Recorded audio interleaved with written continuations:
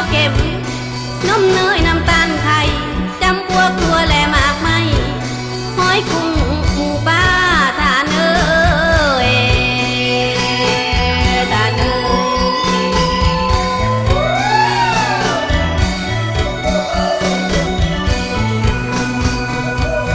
เพราะว่าอาหารม้วนหมูนี่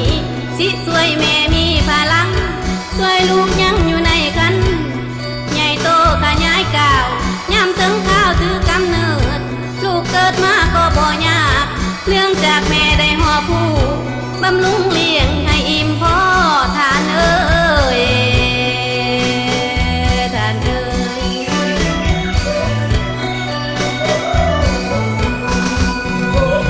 ขออย่ามัวแต่ย้ำยองยานบูหันสั่งทางคาลำสิ่งสำคัญกินพอดี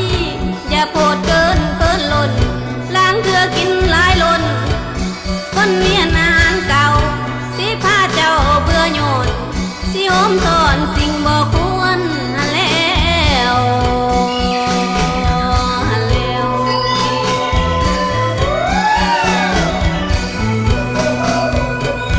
ส่วนว่าไผกะลำลื่นล้นมีผลเนืองนำหลังขาดพลังวังซาพญาติโลกาไก่ลูกที่เน่าอยู่ในท้องบ่สมบูรณ์ดุลเดียงเกิดมาเลี้ยงยากเยินบ่คือพ้องเพื่อนคุ้มแท้ได้แท้ได้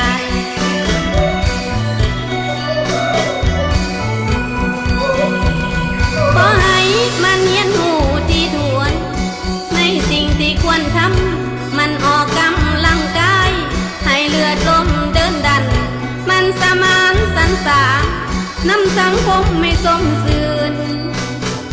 แต่ว่าอย่าคืนนา